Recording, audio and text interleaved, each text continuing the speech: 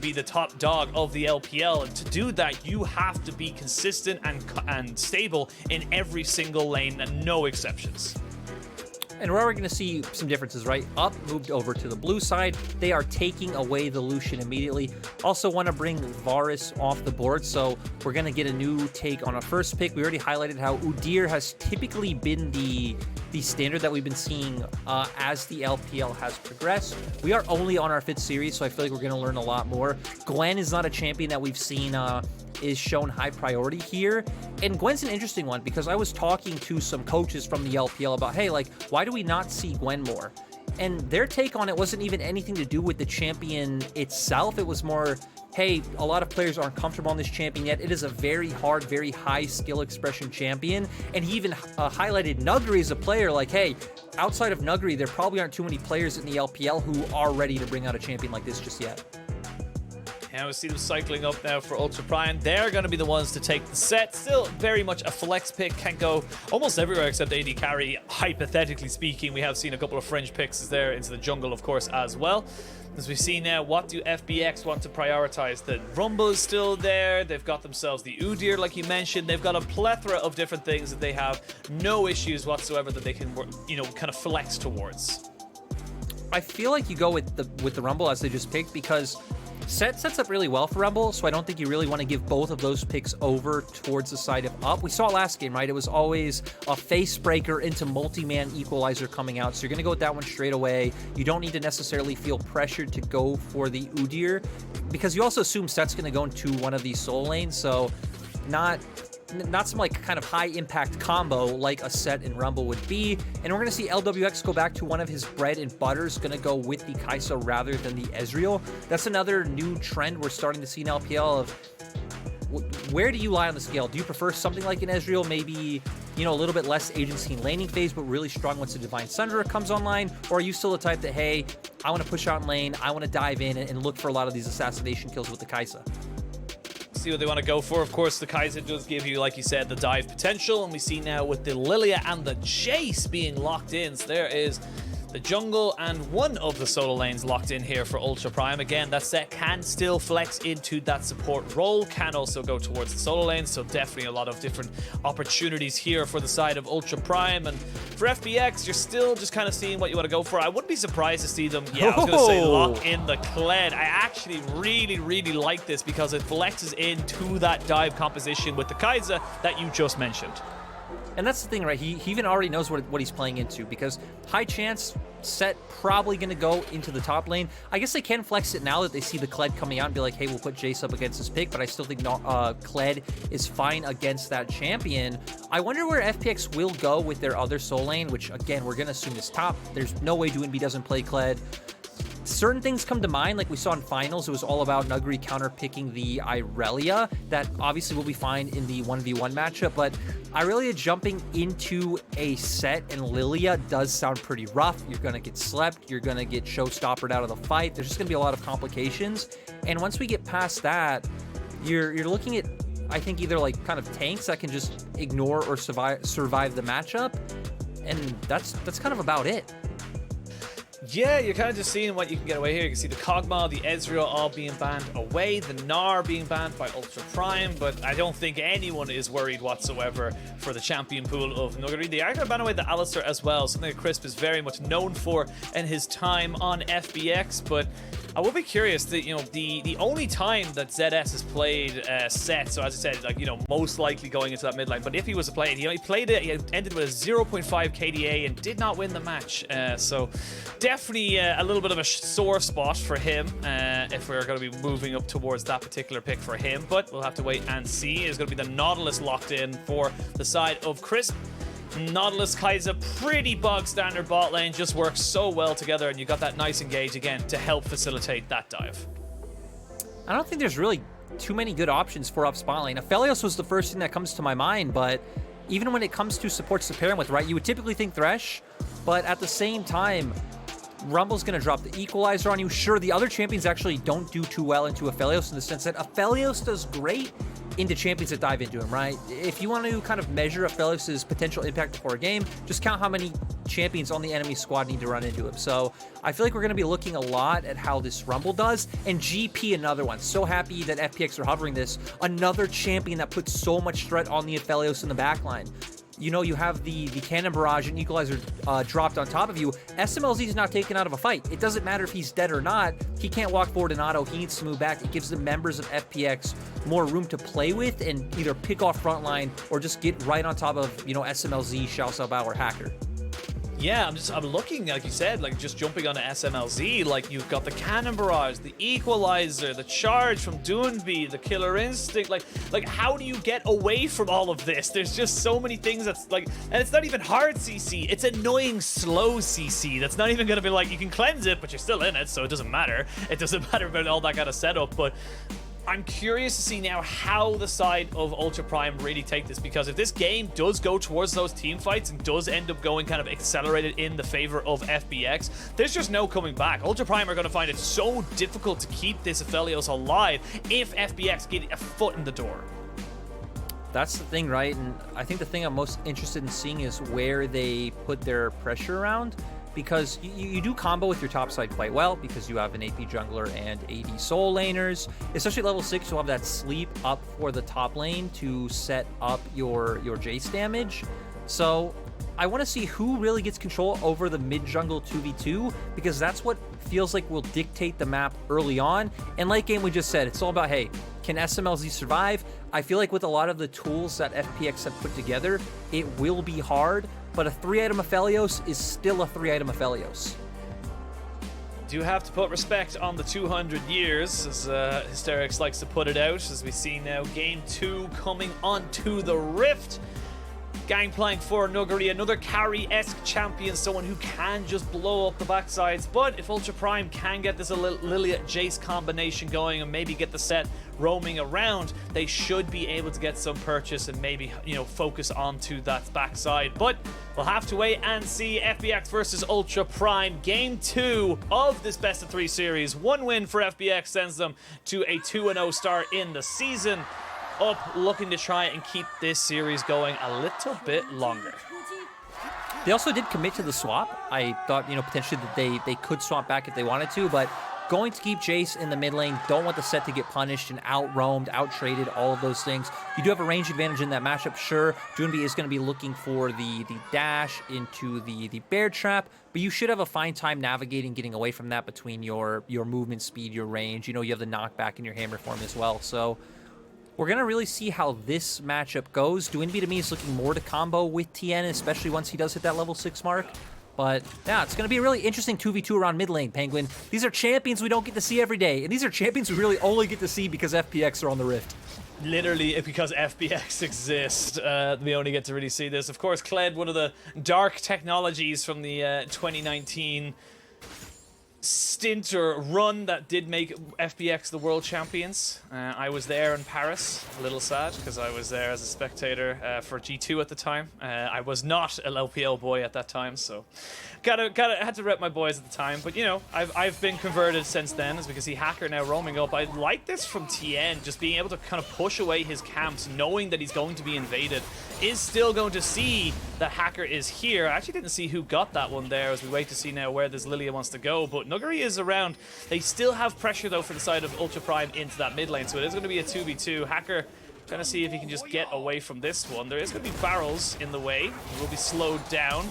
Has to flash away. There's a lot of damage here. He's burning down. The flash forward, but the face breaker is enough to keep him alive. And they are going to be able to... Ooh! Flash forward in with the haymaker. This could be a 2v1, but ZS not able to get any of the kills down. He's waiting for his cooldowns. Just about keeps himself alive. And again, early aggression in this game coming from both sides. And that's so surprising, right? Because we see Hacker look for the invade. He knows his mid laner has pressure. That's why he feels confident going for it. Looks for the trade on the Krugs, which is a little bit questionable with the fact that Nuggery is the one with Prio up in that top lane. So close to going down, but it does bait TN and Nuggery into blowing their flashes. Like you said, ZS almost trades. And in the end, a play that I think should have been punished by FPX, overall being fine for Ultra Prime. Just about getting out of it, and as the jungler is kind of delayed a bit more as well. You can see the kind of A little bit as we have a replay in this bot side, see how exactly what went down in the picture-in-picture, but just a very solid hook that forces the cleanse out there from the side of LWX. So again, something we saw in the first game is something that Ultra Prime will probably hopefully be working on and kind of in improving and in kind of emphasizing is the word I was looking for, is that bot lane. It did do very well into FPX last game. They want to keep that trend going.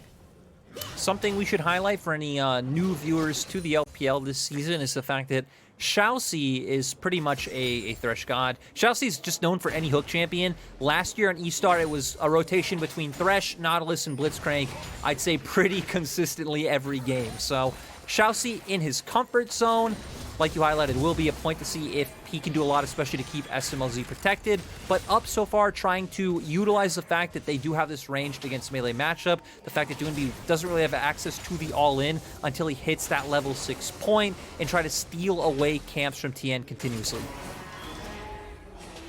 See what they want to go for. Of course, the level 6 from FPX is terrifying.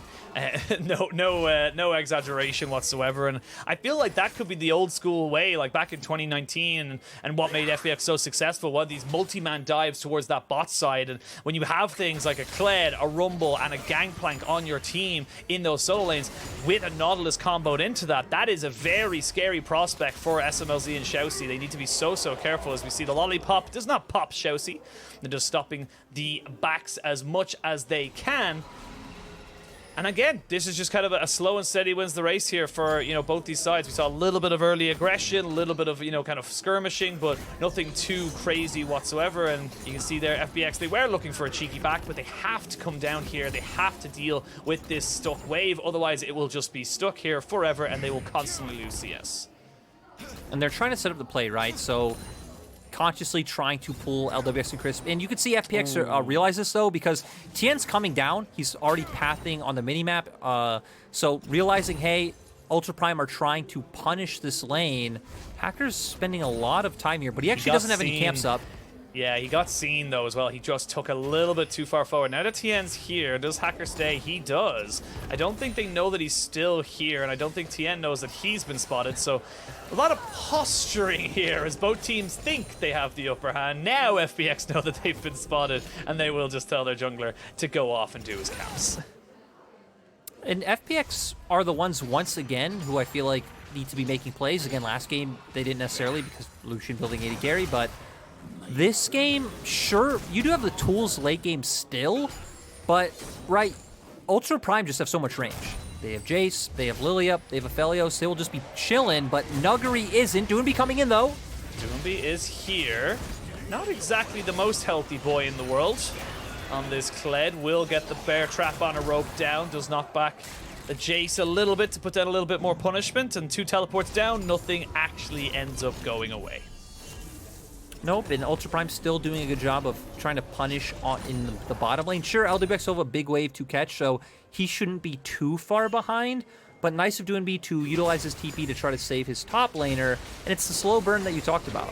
We have a slow burn, we have 2 very different compositions, one playing from a range, one trying to kite back. You're going to see ZS and Xiaoxi play more of zoning roles, and then on the opposite side, everyone funneling in, drop the cannon barrage, drop the equalizer on top of SMLZ, and try to be able to take the fight when they aren't able to return damage. Tien is here, not quite level 6 though, so needs to be a little bit careful. Cannon barrage very early. And that feels like a little bit of a trigger-happy Nuggery there. Just feeling like he's still on Lucian, that he's able to kite away from everybody. Not really the play he needed. We also did see Doinby burn his ultimate as well. So maybe trying to get the slow so Doinby has the, you know, the ability to close the distance and find the engage. That isn't what we saw. Still, FPX were able to get the dragon, but it's going to limit their playmaking potential for the next 2 minutes. So Up at least know they're fine in terms of they shouldn't have too much to worry about. I doubt FPX can realistically look for a dive on top. Doinby should be at a point where he can start contesting mid-wave with the fact that he does have the Iron Spike whip. But with bot lane prio, Xiaoxi going to be at a point where he's going to start looking for these roams, maybe pairing up with Hacker, trying to find the sleeps and pick members of FPX off. Oh, the lollipop is just not hitting Shousey right now. As you can see there, he gets himself done. They're going to flash in. Hacker does have the sleep available. No flash there just yet, but a great hook onto LWX. First blood, make it a double. Ultra Prime are on the board. Really nice play by them. Crisp looking for the play. Again, mid lane was completely even. They didn't know where Hacker was. They felt safe, but Hacker was there, goes through the flash leap. I like that they even prioritized going for LWX after once he flashes over the wall because he realized, hey, a death sentence is still up. FPX going to try to answer back with the Herald on the opposite side of the map, but still, not only a gold lead, but you're already starting off with the Dragon stacking. What's it going to be? Mountain Drake. So either Ocean Soul or Infernal Soul coming out of the Rift.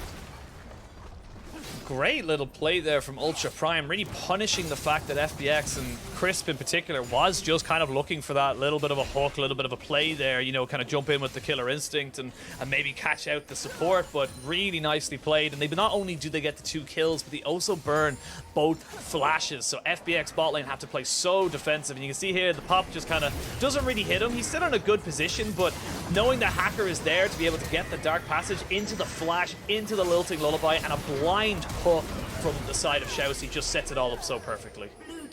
Yeah, I'm still surprised they looked for it, maybe thinking they could pop him instantly, but Xiao Xiao Bao was already hovering towards the bottom side of the lane. They didn't have eyes on Hacker, but Nuguri was pushing in top. Tian was towards the top side of the map, so maybe a little bit over-ambitious from the side of FunPlus Phoenix.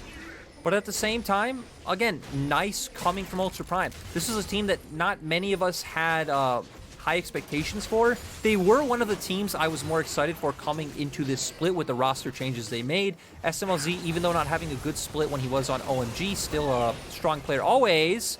And Xiao Xiao Bao, nothing's going to happen, but ultimately, again, I think this is one of the most exciting players to come out from the LDL this split. And we got a ton of them. We have so many players from LDL this split.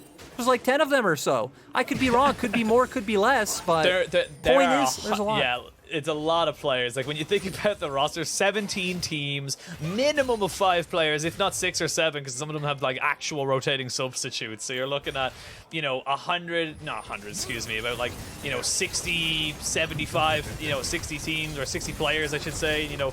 A lot of different things, and while this is all happening, Cannon Barrage needs to be used into this bot lane, as a lot of these plates have already gone down. That is like solo pressure right there from this bot side. Rift Herald on the other side means that there's going to be a trade for the side of FPX. They will get top turret in return, as bot turret will go down, but there's a lot of gold going into SMLZ, and you mentioned it in Champ Select. If this Aphelios got 3 items, that's still scary regardless of anything else in the game. I mean, and even think about it, right? If team fights come later on, an Equalizer gets wasted, Cannon Barrage gets wasted, you're able to kite them out, and FPX aren't able to find the hard engage when those tools are used. Then going into the next sequence, you are stronger than FPX, you out DPS them. I don't think they do here. Hook lands. That was so lucky. That's a new interaction that I did not know about. Should the hook be enough damage to take Kled off of Skarl, it will stop him from being dragged back. So now we know. It's a feature. It's always the small things. Hey, we also get to see Nuguri bringing out the Divine Thunderer GP.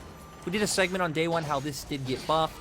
Gained more damage. The healing is increased as well. Going to be extremely strong in the side lane when he is facing up against ZS. And it's nice to see this new variation of GP come out, because remember, used to be Immortal Shield Bow, but not anymore, Penguin. Not anymore. You got to go for the Divine Thunderer. I think you mentioned it on broadcast, and if you have an excuse to build it, you should be building it. It is a disgustingly strong item right now. I think we've seen Volibears take it. We've seen pretty much everyone. Tanks, carries, 80 carries, bruisers, everyone. So we can see now SMLZ now being swapped up towards this top side. Still plenty of time to pick up some plates, and you can see there they're just trying to funnel all of this gold onto the Aphelios. TP coming out, though, as they actually felt like there was a dive potential here for the side of Ultra Prime, which means more free time for the side of Ultra Prime on this top side, but it also means that FPX get another trade into the bot lane. That's the thing, though. I think is Ultra Prime, you're fine with split map scenarios where Aphelios is getting solo gold to himself. Penguin, are they going to look for this?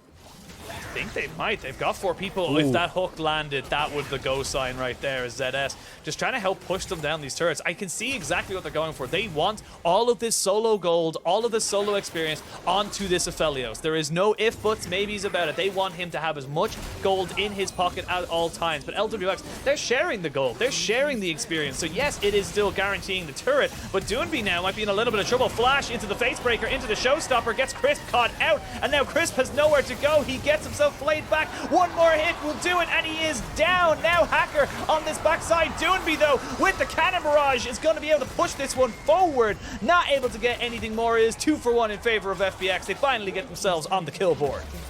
Yeah, Crisp ends up getting caught out, but FPX are in position to punish. Cannon barrage and Doonby getting that clutch remount to finish off the kills. So kind of getting that gold closer to even. But in the top side, we saw SMLZ was getting free hits on a turret, was getting more gold onto himself, sitting over 30 CS up on LWX right now. He's a full item up, already having that rune on Hurricane. So more and more just becoming something that the side of FPX have to worry about. He is 2,800 gold ahead, as we can see now. Doonby, he just kind of goes a little bit forward, almost baiting, and this could have been great had the turret not just done so much damage to Xiaoxi. Yeah, and at the same time, Crisp, I don't think he could have lived. Did have flash up, but Doonby does re-engage afterwards. Cannon barrage came out, and we even saw that Hacker had to throw it to sleep because they realized Tien was on his way as well. So, one dragon to one dragon, gold now less than 1,000 gold apart. And now we're going to get to a point where, right, both teams want to have their soul lanes in a side lane, Doonby one side, Nuggery, Xiao Xiaobao, and ZS respectively. But I think the side of FPX are going to be the ones looking to group much more, right? For Doonby, it's going to be a lot about, hey, I'm going to answer a side wave, then I'm going to move back to mid every chance I can. Look to use that ultimate onto SMLZ, Xiaoxi, Hacker, find those picks, and keep moving the game forward. But the good thing for the side of FPX is Nuggery is also farming, having a good time. Looks like he's probably going to make his way towards that Serpent's Fang. That has been the go-to build on Divine Sunderer GP. So, a lot of players on both sides getting 2 points of power. I will say, though, it's a 3,000 gold lead, or thereabouts, 2,500 to 3,000 for SMLZ in the bot lane, and it's about 2,500, 3,000 for Nuggery into ZS in the top side. So there is a very clear distinction of who gets the gold and who they want to be trying to carry this game as of right now. The Gangplank, of course, will just scale into that AoE barrel monster, as we can see. Hacker picking himself up his Rift Herald, so they might be able to use that to crack open that mid lane turret. And again, more and more pressure being put down onto this. This is pretty much the SMLZ show for the side of Ultra Prime. They need him to be safe, they need him to pop off, and they need him to be dealing the damage. If they can keep him alive in an extended fight, like you mentioned earlier, he will destroy it. He's already got his Runans and his Kraken Slayer, so he's already shredding health bars. The thing is... Oh, God. Yeah, speaking of shredding health bars, they're going to be able to catch Doonby. The equalizer has to be used along with the charge and the cannon barrage. They're going to pop out the Moonlight Vigil. He's not quite dead just yet. Now he is. They will be able to take him down. Hacker goes golden flashes away. The hook goes in, but the showstopper on top of everybody means the killer instinct is only going to be on top of the chase. He flashes away. The Rumble is dead on the backside of this. LWX has nowhere to go. He will eventually fall. He's ticking down. One hook will do it. Xiaoxi picks that one up, and it's a fantastic fight for Ultra Prime. Unfortunately for them, there's no Baron, there's no Dragon, there's only gold. Penguin, they will take gold every single time. Xiaoxi's hooks looking on point. This is his most played champion. This is his key champion. Catching Doonby out when he's walking into River. All the members of Ultra Prime are there. They're also going to be able to turn this into a turret. And I feel like one massive thing when we talk about these team comps, when we talk about scaling, when we talk about who is getting gold, it's not only that it's like, okay, SMLZ is getting his gold. It's like, hey, LWX isn't going to be able to do anything in this game. As we go into the replay, they're trying to contest Vision as just a two-man, but Ultra Prime are ready. They already pushed out the wave in mid. They know no members are showing on side waves, so a little bit surprised that Doonby went for this one. Really nice stopwatch coming out from Hacker. Not sure if he has this on his yet, and then into the ultimate from ZS. Sure, LWX is able to pick one up on the opposite side of the fight, but Xiaoxi with the flash play, they're able to finish him off. And like you said, there might not have been a neutral on the map, but they were able to pick up so much gold from this play. And in the meantime, Hacker as well still has the Rift Herald. Does turn out it was only a stopwatch in that play. Hasn't finished the Zhonya's quite yet. And now you have so much momentum going forward. I can only imagine how much gold SMLZ is sitting on at this point, as I don't have to imagine. Yeah, he just bought. He has gotten 2/3 of his Infinity Edge. So, again, one more rotation of kind of being out for 5 minutes, about 1,500 gold or so, and he will be 3-item Aphelios. LWX hasn't even finished his second. LWX is 50 CS behind, is 1-2-0, and really just hasn't been at all present, really, in terms of, like, you know, kind of, or hasn't been able to be present, I should say, you know, in these fights. He's just been completely zoned out in that bot side. It's something we saw in the first game. We see it again in the second. This bot lane 2v2 was very much in favor of Ultra Prime and has continued to be that way into game 2. And we're seeing a bit of a trade on opposite sides of the map come. This is why they're going for it. Hackers still having that Herald. They should be able to push. FPX are respecting it, and backs are coming out. Dwinby, I don't think we'll walk too far forward because always a chance of a dive coming out for them. And the thing is, a lot of the conditions we talked about for FPX earlier on, I don't think Ultra Prime has to be too worried about. You know, Cannon Barrage comes out, Equalizer comes out. It's like, okay, I think SMLZ should be fine, especially with ZS in front of him tanking all that damage. It doesn't really matter that ZS doesn't have items because his job is to just be a shield that stands in front of SMLZ and does not let anyone pass.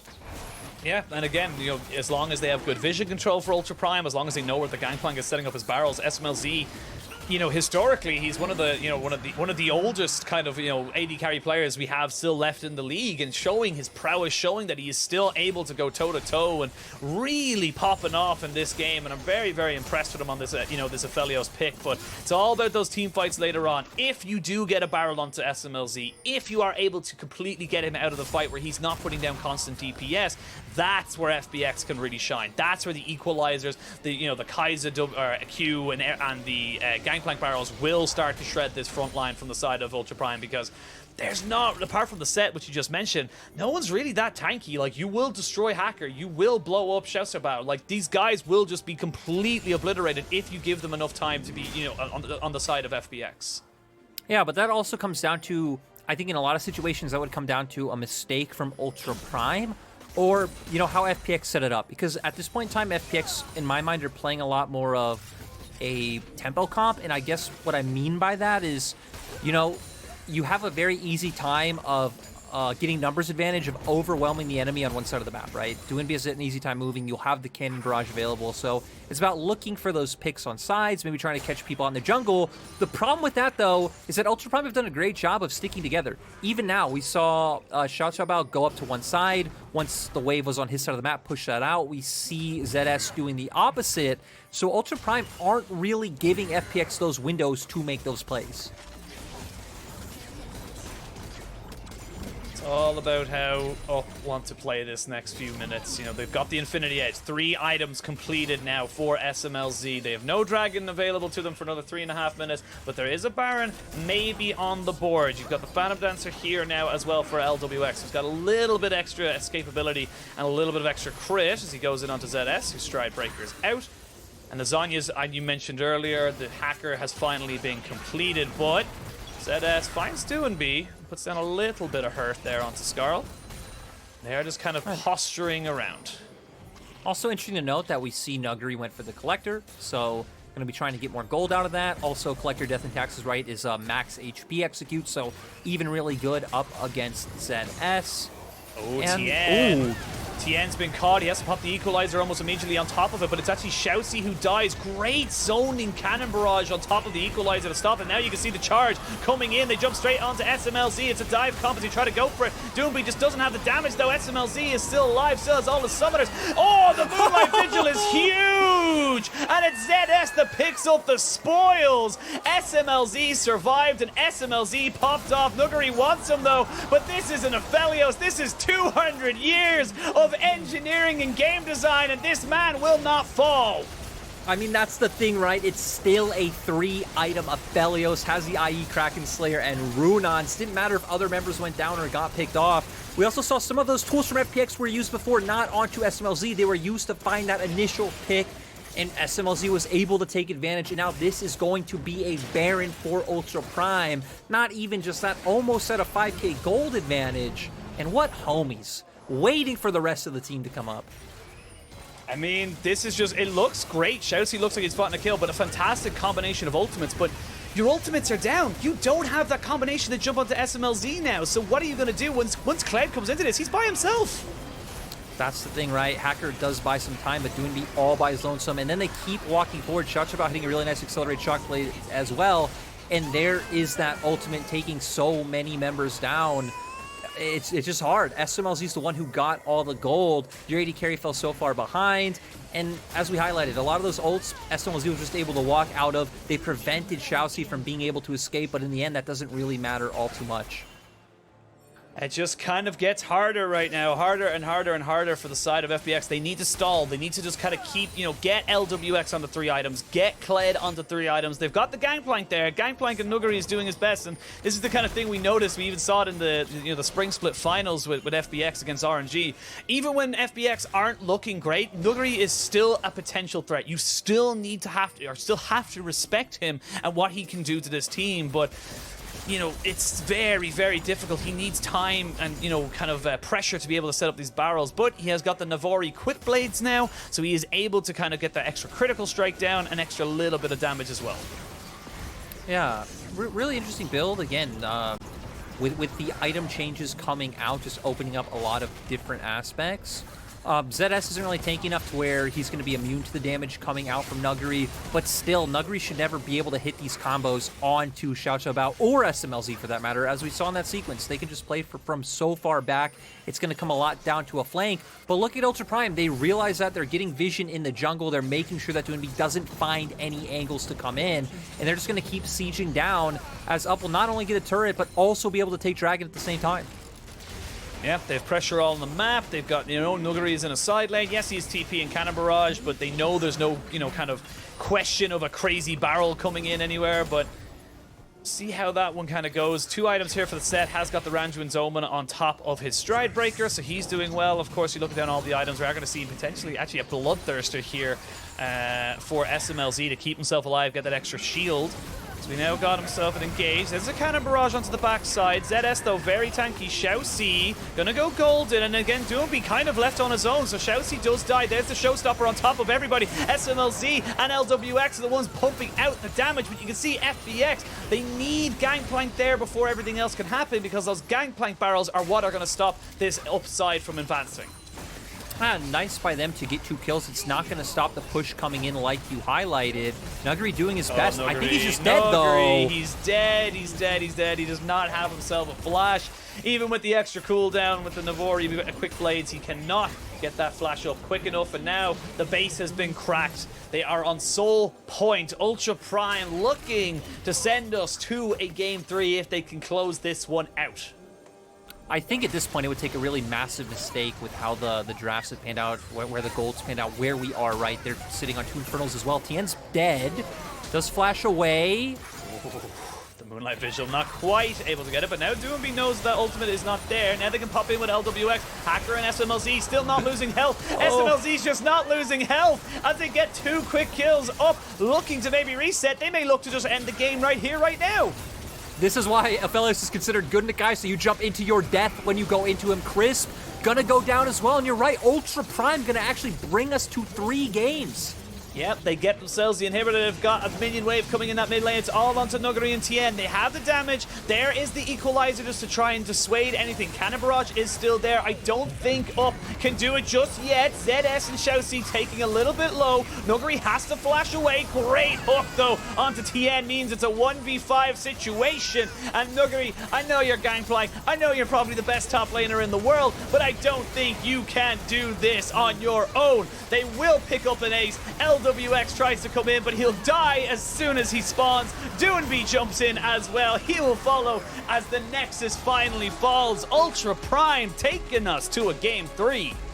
And it is so nice to see when this roster got put together. Was why it was one of the top rosters on my interest list, right? Because not only does it have interesting players like SMLZ, like Xiaoqiabao coming in, Shoutzy was a player even when eStar were not playing well. always kind of showed his role on the team as that main engager and showed his value. And the thing is, on paper, this team even just has a system of like, hey, we have a bot lane that we know wants to be aggressive, can be strong. We have a more ganking-oriented jungler. Zedus, I think, has shown his best games when he's not getting resources like eStar tried to do last year. And such about coming in as a mid laner who can just be like, okay, I'm going to play to push my wave, hover towards my jungler, hover towards my side lanes, and find wins that way. And that's what they really did here. And I like that they never got baited into like looking for these fights with FPX early on, because remember, FPX was actually winning out in terms of like how quickly they were taking turrets or using Rift Heralds. But Ultra Prime realized, hey, Aphelios is just getting solo turret plates, solo turret gold left and right, and that was enough of a win condition in itself. Yeah, honestly, the fact that they were getting the kills in bot lane, the early double kill, which meant the early Kraken Slayer, which then meant, you know, Kai'Sa couldn't do anything. Kai'Sa couldn't go near this bot lane, and the safety you have with that Thresh just meant that snowball just kept growing and growing and growing and just became unmanageable towards the end of that game. And for FPX, this is, you know, they relying very, very heavily on Nuguri, and when he's not on something like a Lucian that can kite its way around a fight, you know, reposition, get onto the backside, you're relying on kind of a bit more setup.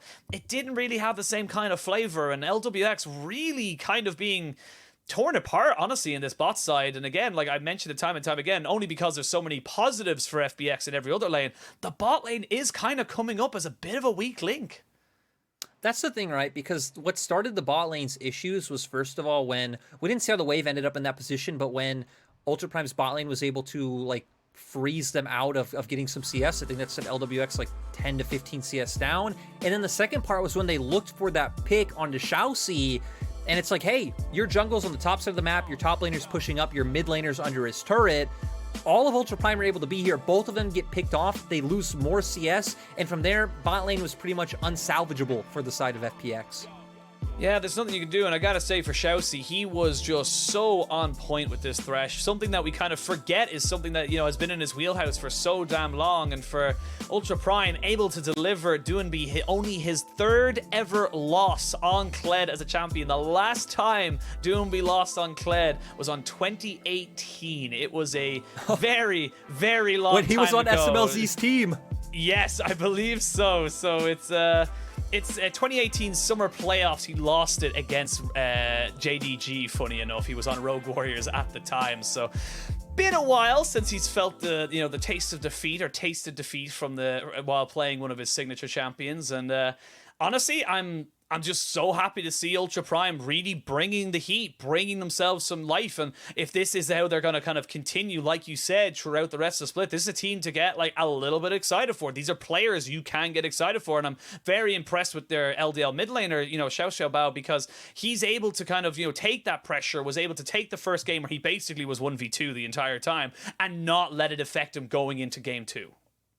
And this is a team that I think a lot of us are probably going to have to move higher up our tier list. Like, this is a team I don't think anyone had competing for playoff spots, but close game 1 against FPX, now winning game 2.